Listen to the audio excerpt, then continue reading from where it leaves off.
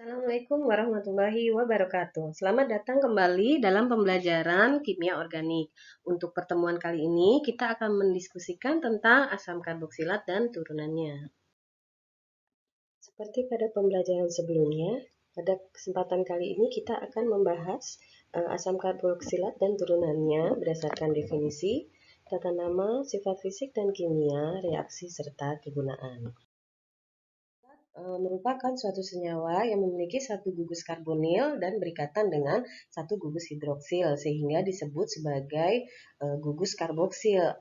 Kalian sudah bertemu dengan yang disebut gugus karbonil pada aldehid dan keton, dan pada asam karboksilat ditambah dengan satu gugus hidroksil sehingga pada asam karboksilat dikatakan memiliki gugus karboksil yaitu karbonil dan hidroksil. Sifat-sifat asam karboksilat. Karboksilat memiliki 3 ikatan kovalen polar sehingga membuat senyawa ini bersifat sangat polar. Masih ingat dengan ikatan kovalen polar? Di sini pada senyawa asam karboksilat memiliki 2 atom oksigen yang memiliki keelektronegatifan yang lebih tinggi dibandingkan dengan atom karbon dan atom hidrogen sehingga terbentuk 3 buah ikatan kovalen yang sangat polar pada asam karboksilat.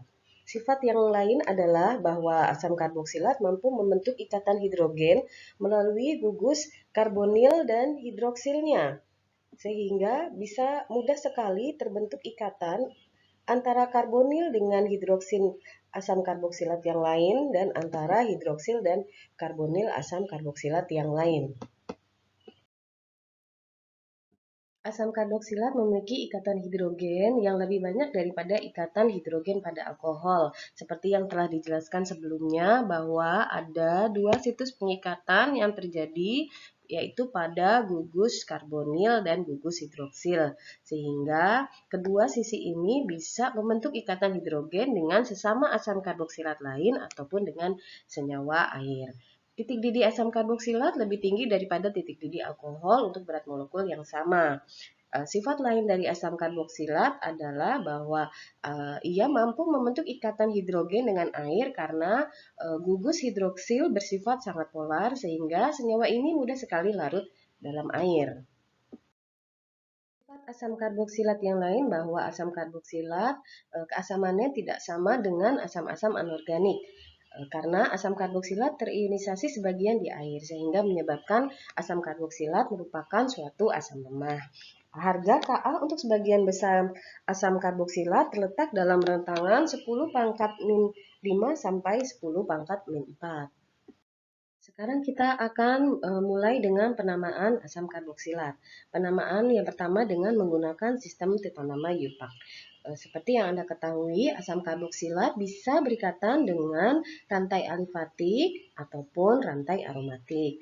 Jika berikatan dengan rantai alifatik, maka rumus asam karboksilat adalah RCOOH. Sedangkan jika berikatan dengan rantai aromatik sebagai aril, maka rumusnya adalah ArCOOH. Untuk penomoran atau penamaan alifatik seperti senyawa-senyawa yang lain, maka penomoran dimulai dengan penomoran yang terpanjang pada atom gugus karboksil. Dan akhiran ana pada alkana diganti menjadi OAT. Dengan yang paling penting adalah jangan lupa untuk menambahkan kata asam. Seperti contohnya pada metana dirubah menjadi asam metanoat. Kemudian jika terdapat rantai samping atau substituen, Anda bisa memulai dengan penomoran gugus karboksil sebagai atom C yang pertama yang diikuti dengan atom C lain. Sehingga ini adalah salah satu contoh jika terdapat suatu substituen asam 3-metil butanoat. Sekarang, apakah Anda bisa menggambarkan asam 5-hidroksi 3,4-dimetil heksanoat? Silakan mencoba.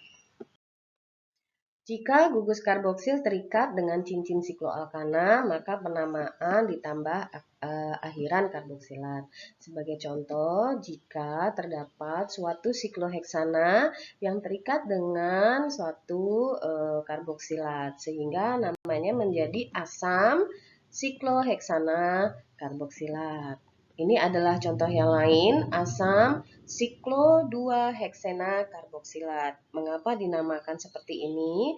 Karena atom karboksilat memiliki satu sikloheksana dengan adanya ikatan rangka pada posisi atom C nomor 2. Kenapa nomor 2? Karena di sini kita asumsikan sebagai atom C yang pertama. Apakah sudah cukup jelas?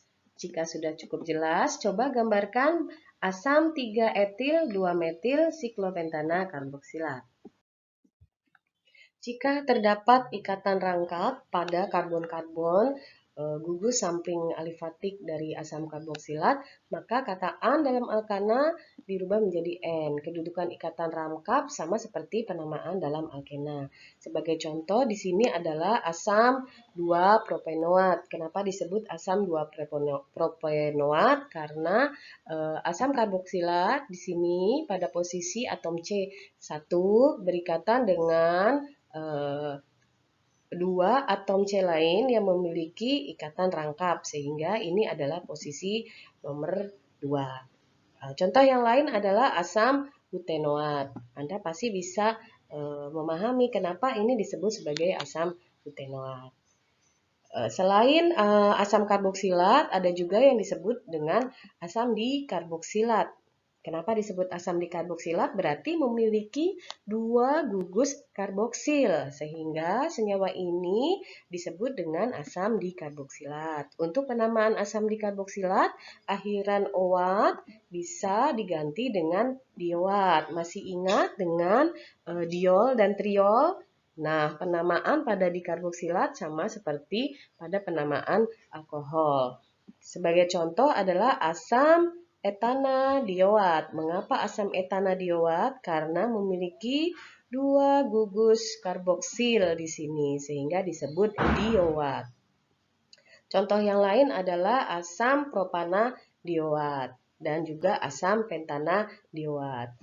Coba pikirkan mengapa ini disebut sebagai senyawa asam propanadioat dan pentanadioat. Apakah Anda bisa menggambarkan asam eicosanadioat? Jika asam karboksilat bisa memiliki dua gugus karboksil, apakah bisa juga memiliki tiga gugus karboksil? Ya, bisa. Suatu asam karboksilat yang memiliki tiga gugus karboksil disebut dengan asam trikarboksilat atau dikenal dengan alkan trioat. Apakah Anda bisa membuat struktur asam 2 hidroksipropana 1,2,3 trikarboksilat? Silakan mencoba. Untuk asam karboksilat yang terikat dengan gugus aromatik, maka dianggap sebagai turunan dari benzen dengan rumus struktur sama seperti asam benzoat. Masih ingat bukan dengan asam benzoat? Nah, jika ada gugus samping atau aril yang terikat, maka senyawa ini dinyatakan sebagai juga turunan dari asam benzoat. Sebagai contoh, ini adalah asam 2 hidroksi benzoat, sehingga diketahui bahwa memiliki satu aril yang terikat pada asam benzoat pada posisi nomor 2. Bagaimana dengan senyawa ini? Bagaimana penamaannya? Coba Anda berikan nama yupak dari senyawa tersebut. Untuk tata nama trivial asam karboksilat alifatik jenuh yang tidak bercabang, Anda sudah mempelajari sebenarnya di dalam pembahasan senyawa aldehid yang dimulai dengan asam format, asam asetat, propionat, dan sebagainya.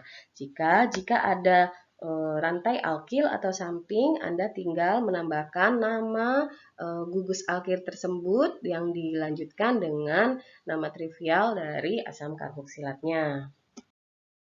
Penentuan nama trivial untuk asam karboksilat bercabang sama seperti penomoran atau penamaan pada senyawa yang lainnya.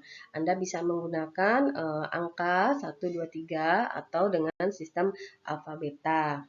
Jika Anda lihat contoh yang terakhir di sini, kenapa ini disebut sebagai asam beta gamma dimetil valerat?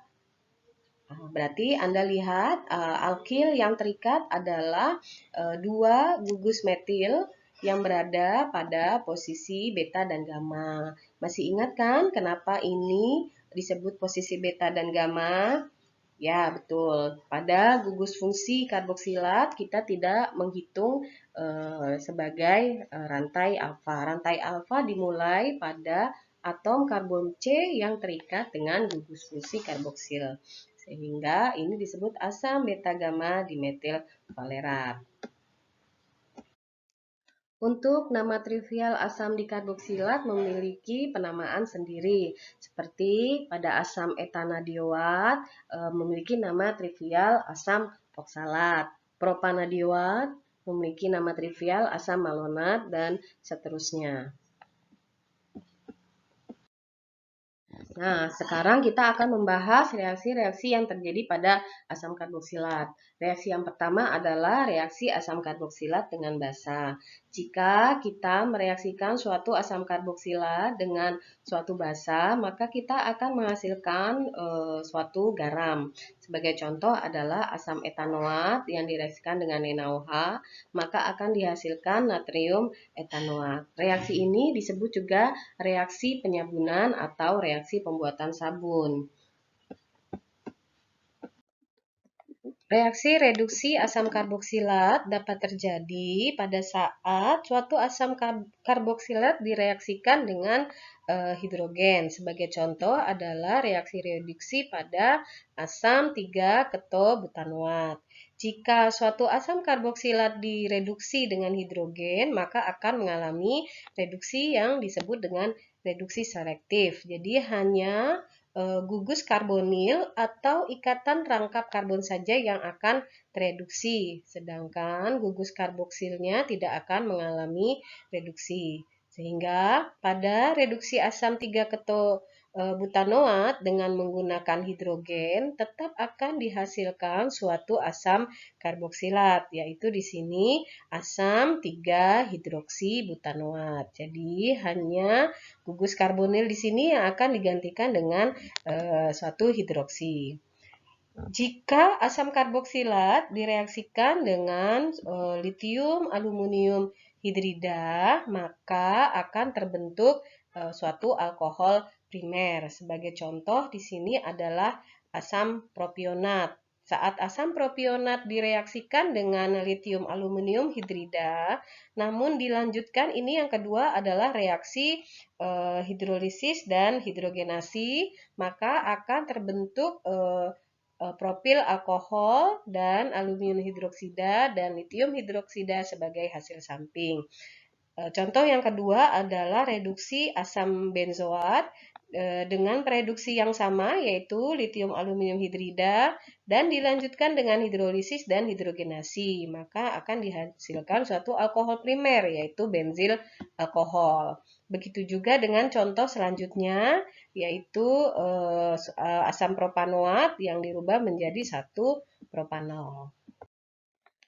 Reaksi selanjutnya adalah reaksi esterifikasi. Reaksi esterifikasi adalah reaksi perubahan dari suatu asam karboksilat yang direaksikan dengan alkohol dan menghasilkan suatu ester. Jika kita lihat di sini, suatu asam karboksilat reaksikan dengan alkohol akan menghasilkan esternya dengan air. Jika diperhatikan pula di sini arah reaksi adalah bolak-balik. Artinya pada saat kita menghidrolisis suatu ester dengan H2O, maka bisa dihasilkan kembali suatu asam karboksilat dan alkoholnya. Sebagai contoh kita gunakan di sini adalah asam benzoat yang direaksikan dengan etanol. Maka gugus hidroksi di sini dari asam benzoat akan digantikan dengan gugus alkil dari etanol, sehingga akan dihasilkan suatu etil benzoat dan H2O. Reaksi yang keempat dari asam karboksilat adalah reaksi pembentukan halida asam. Jika kita mereaksikan suatu asam karboksilat dengan suatu asil halida, bisa berupa tionil klorida maupun fosfor pentaklorida, maka kita akan mendapatkan senyawa yang disebut dengan suatu halida asam yang disertai dengan hasil samping berupa asam halida dan tionilnya. Sebagai contoh di sini, jika kita mereaksikan asam etanoat dengan tionil klorida, maka kita akan menghasilkan etanoil klorida, HCl, dan SO2.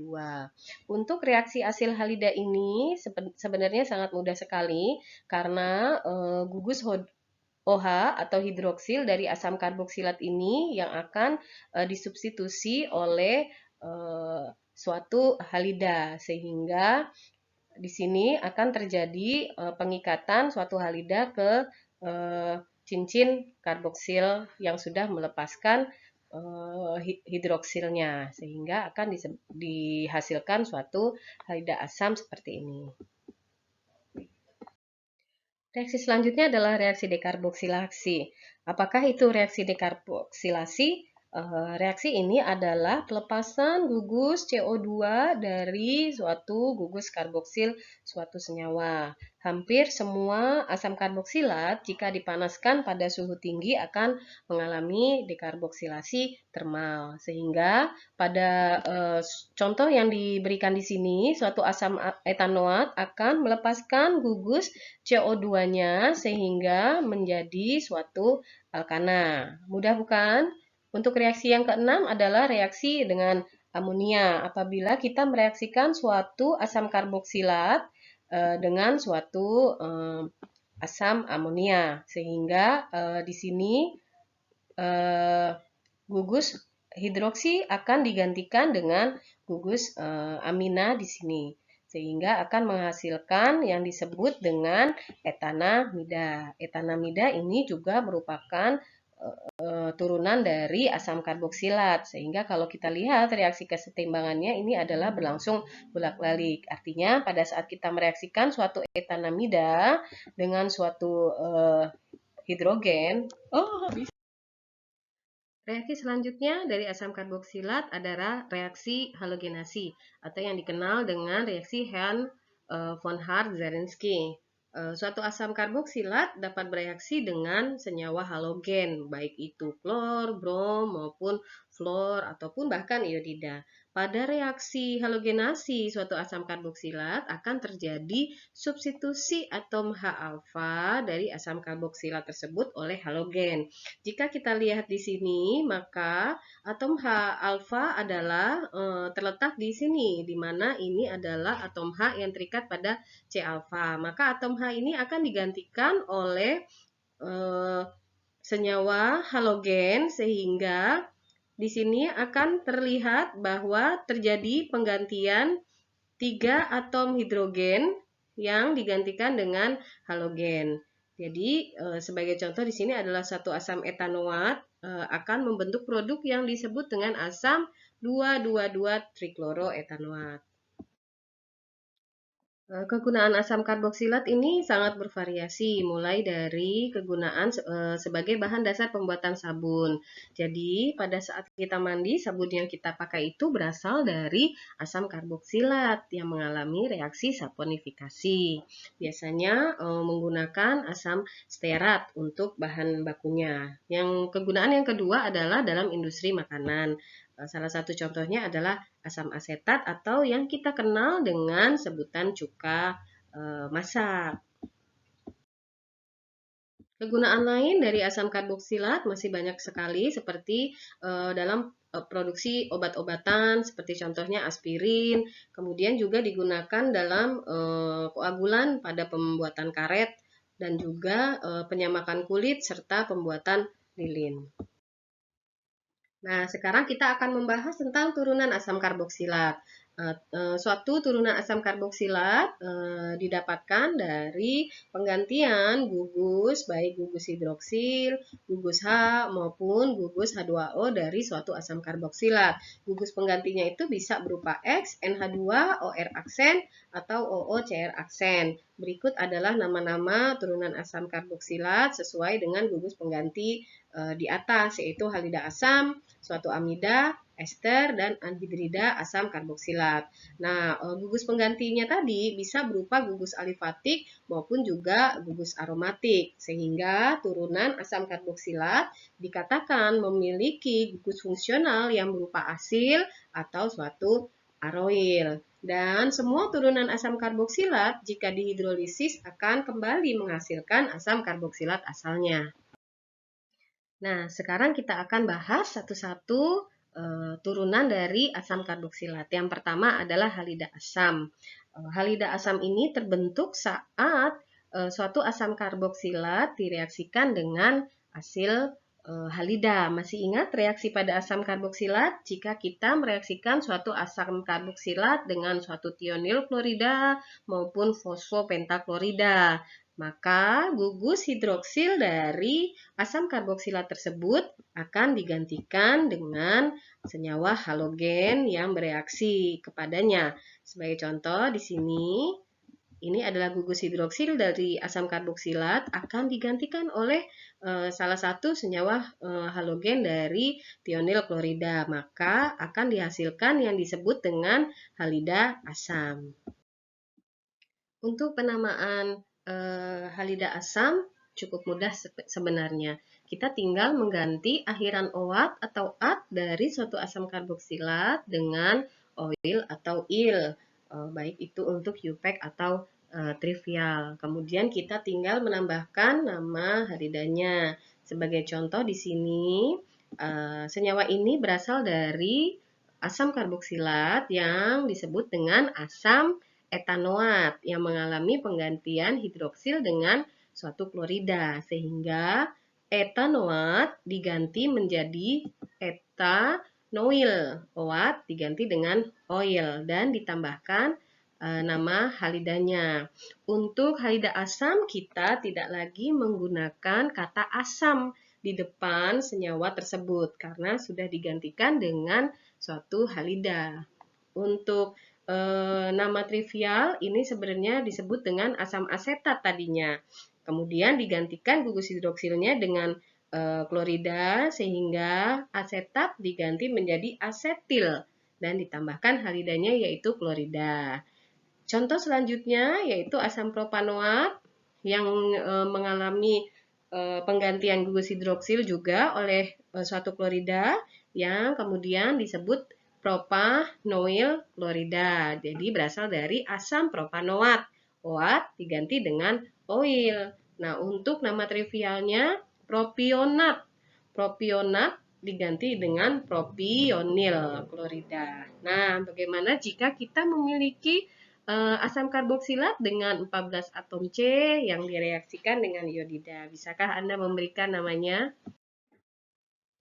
Nah, selanjutnya ini adalah reaksi-reaksi pada halida asam. Pada saat kita mereaksikan suatu halida asam di sini dengan suatu amina, maka gugus dari halida atau halogen dari halida asam itu akan digantikan dengan amin. Maka kita akan menghasilkan suatu senyawa yang disebut sebagai amida. Nah, amida ini juga merupakan turunan dari asam karboksilat. Sebagai contoh di sini adalah saat kita mereaksikan apa ini namanya? Etanoil klorida dengan suatu amina. Maka kita akan menghasilkan yang disebut etanamida. Kemudian reaksi selanjutnya adalah hidrolisis klorida asam. Jika suatu asam klorida atau halida asam kita reaksikan dengan H2O, seperti terjadi pada reaksi asam karboksilat, maka akan kembali membentuk asam karboksilat asalnya. Sebagai contoh, pada saat kita mereaksikan etanoil klorida dengan air, maka kita akan menghasilkan suatu asam etanoat. Nah, bagaimana jika saya mereaksikan reaksi suatu valeryl klorida dengan air, apa yang akan saya hasilkan? Reaksi halida asam selanjutnya adalah reaksi yang dikenal dengan asilasi atau asilasi Friedel Kraft. Kita sudah pernah belajar reaksi ini sebelumnya pada reaksi benzena. Karena reaksi ini terjadi saat kita mereaksikan suatu benzena di sini dengan suatu halida asam dengan katalis logam di sini yang digunakan umumnya adalah AlCl3. Nah, di sini sebagai contoh kita mereaksikan suatu benzena dengan etanoil klorida lagi, sehingga kita akan menghasilkan suatu senyawa yang disebut dengan keton. Ini adalah metil, kemudian ini fenil, ini adalah gugus keton. Ini yang disebut dengan metil fenil keton. Kenapa bisa terjadi seperti ini? Maka pada saat kita mereaksikan suatu benzena dengan asil halida, maka gugus ini akan terikat pada cincin aromatik dari benzen, dan si benzen akan melepaskan gugus hidrogennya untuk berikatan dengan suatu halida asam atau suatu halogen dari halida asam, sehingga inilah hasil yang kita dapatkan dari reaksi asilasi Friedel-Crafts. Turunan asam karboksilat yang kedua adalah amida. Amida itu merupakan suatu asam karboksilat yang diperoleh dari penggantian gugus hidroksil dari asam karboksilat dengan gugus amina. Ini adalah struktur dari suatu amida. Seperti Anda lihat, sebenarnya pada asam karboksilat di sini adalah gugus OH atau hidroksil yang kemudian digantikan dengan gugus NH2. Untuk penamaan UPEC dari suatu amida cukup mudah dengan menggantikan akhiran OAT atau A dari nama asam karboksilat induknya menjadi amida. Sebagai contoh di sini adalah suatu asam asetat yang gugus hidroksilnya digantikan dengan suatu amin, maka asetat akan diganti menjadi asetamida. Di sini adalah asam benzoat yang digantikan gugus hidroksilnya menjadi benzamida. Nah, bagaimana dengan yang ini? Anda pasti sudah paham kenapa ini disebut sebagai butanamida. Untuk nama trivial dari suatu amida, kita tinggal merubah dari nama asam karboksilat induknya yang diikuti dengan kata amida. Contohnya, ini berasal dari asam butirat, maka kita tinggal mengganti asam butirat menjadi butiramida. Dan ini adalah gugus substituennya di posisi atom C nomor 3, sehingga senyawa ini adalah 3-metil butiramida. Namun, jika karbon dalam gugus amida tidak termasuk dalam rantai utama, sebagai contoh di sini, karbon di sini tidak termasuk sebagai rantai utama, karena rantai utamanya di sini adalah benzen. Maka ini kita bisa katakan juga sebagai karboksamida, di sini sebagai karboksamida. Jadi, rantai utamanya kita sebutkan, kemudian diikuti dengan karboksamida. Ini adalah benzena karboksamida. Nah, sekarang bagaimana dengan 2-hidroksi 3-metil lauramida? Hidrolisis merupakan suatu reaksi yang terjadi pada amida. Hidrolisis ini bisa berlangsung dalam kondisi asam maupun kondisi basah. Dalam kondisi asam terjadi jika suatu amida terlebih dahulu telah mengalami protonasi dengan suatu asam.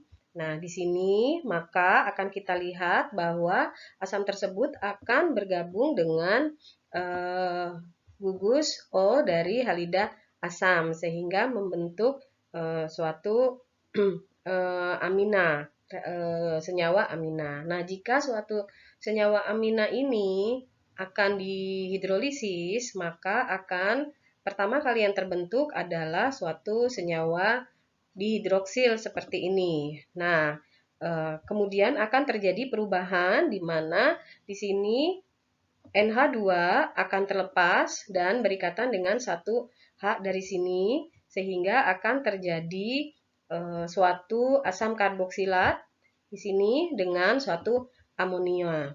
Nah, untuk contohnya, jika kita mereaksikan suatu ini adalah misalnya adalah suatu etanamida, maka kita akan menghasilkan asam etanoat dengan suatu amonia.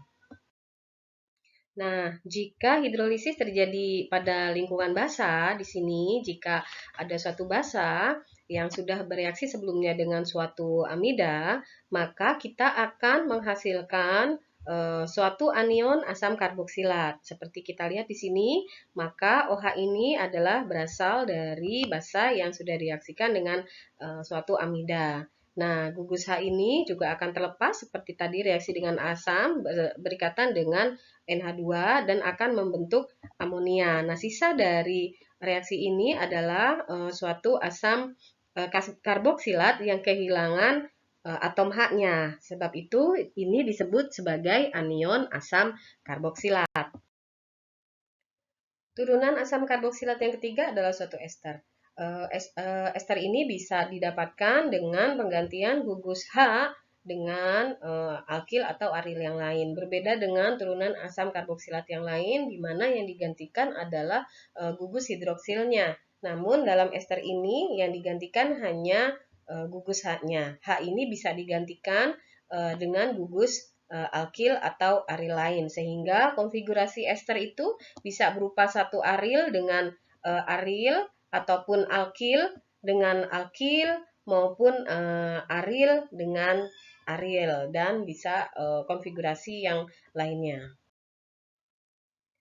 Untuk nama UPEC dari ester, kita tinggal menggantikan kata asam dari rantai utama karboksilatnya dengan gugus alkil atau aril yang baru terikat. Sebagai contoh di sini, ini adalah suatu alkanoat dari asam karboksilat dan ini adalah alkil yang baru terikat pada asam karboksilat yang menggantikan gugus hidrogen dari karboksilat.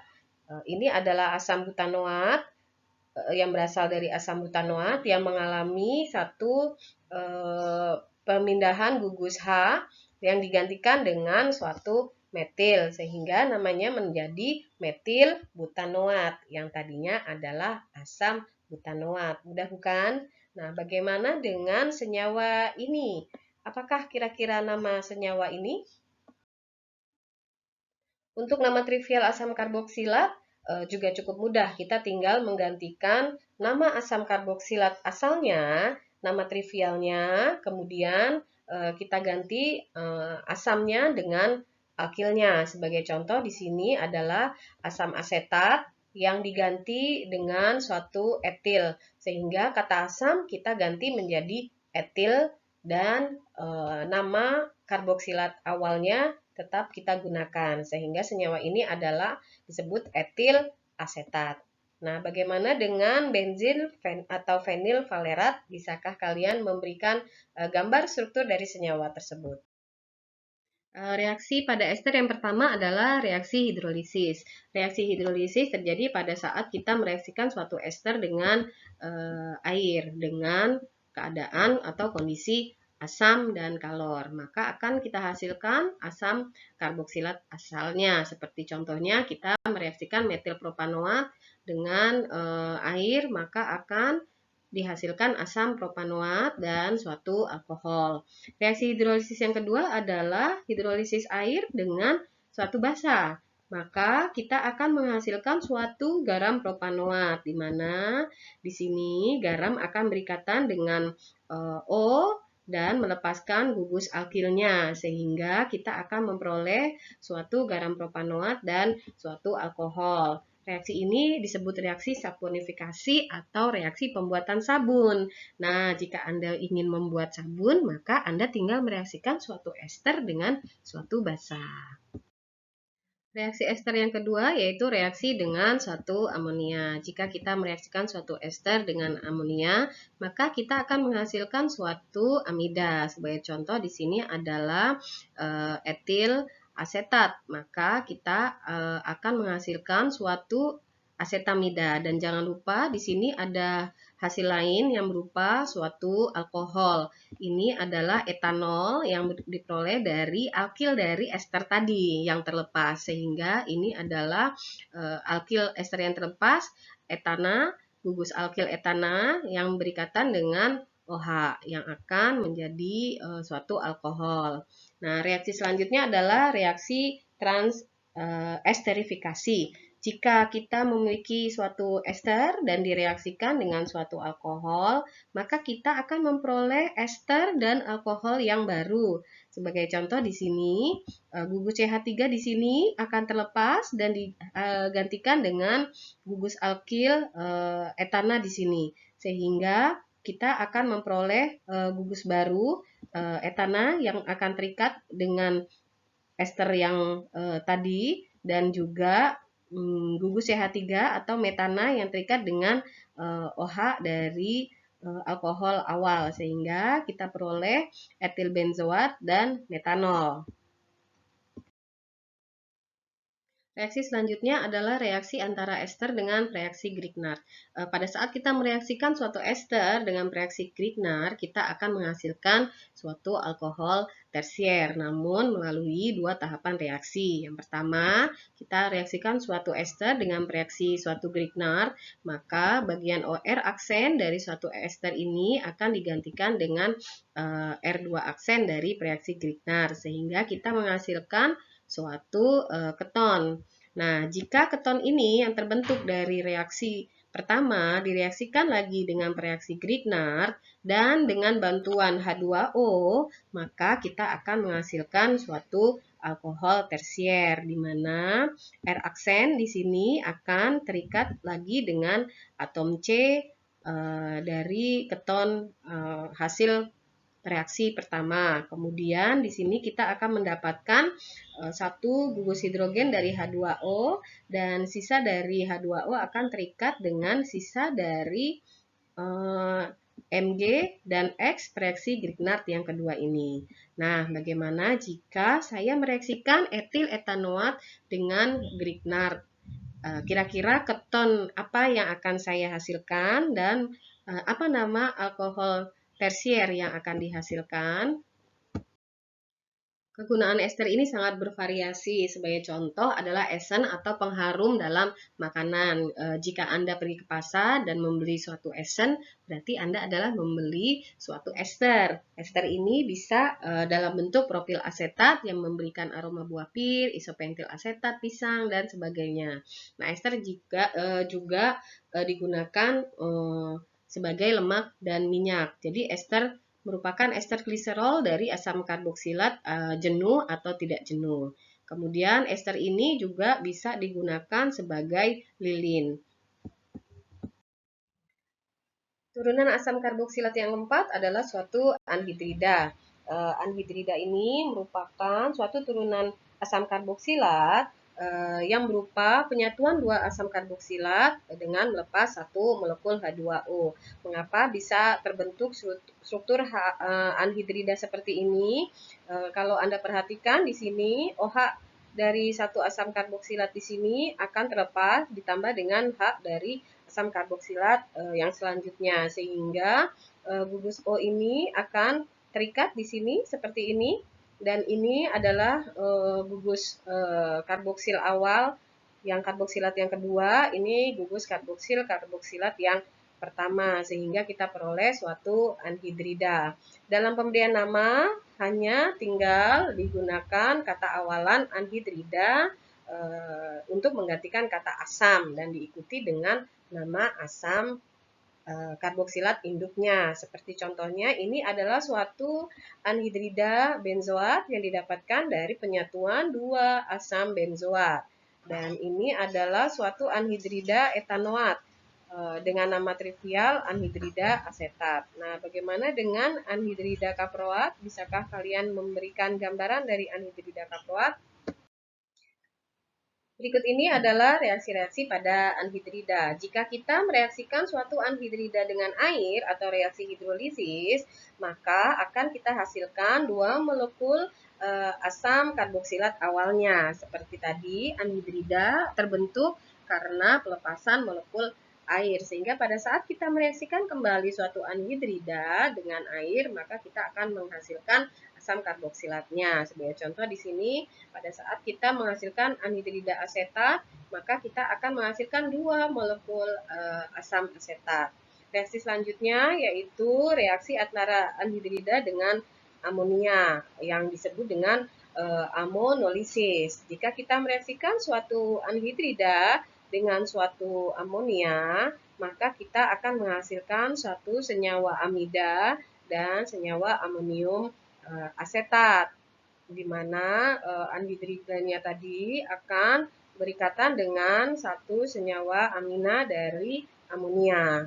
Nah, sekarang jika kita mereaksikan anhidrida dengan suatu alkohol. Jika kita mereaksikan suatu anhidrida dengan alkohol di sini, maka kita akan menghasilkan suatu ester. Reaksi ini disebut dengan alkoholisis atau reaksi anhidrida dengan alkohol. Sehingga alkohol yang direaksikan tadi akan menjadi rantai alkil dari ester anhidrida tersebut. Di sini sebabnya kita akan memperoleh suatu metil asetat sebagai reaksi dari reaksi antara anhidrida asetat dengan metanol.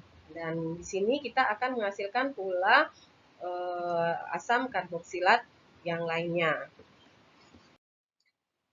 Reaksi selanjutnya dari anhidrida yaitu apabila kita mereaksikan suatu anhidrida dengan suatu hidrokarbon aromatik dengan katalis AlCl3. Reaksi ini disebut dengan reaksi asilasi Friedel-Crafts juga. Nah, pada saat ini kita berikan contoh di sini adalah anhidrida etanoat. Maka satu asam karboksilat dari anhidrida ini salah satu akan terikat dengan gugus aromatik. Ini adalah dua atom karbon C, sehingga kita lihat di sini ada suatu metil dan fenil, dan ini adalah gugus keton seperti pada reaksi asilasi yang lainnya. Nah, sisanya dari asam karboksilat asal anhidrida ini akan bereaksi dengan atom hidrogen, sehingga kita akan menghasilkan suatu asam karboksilat tambahan. Baiklah, demikian pembahasan kita tentang asam karboksilat dan turunannya. Semoga membuat Anda semakin memahami tentang senyawa ini. Wassalamualaikum warahmatullahi wabarakatuh.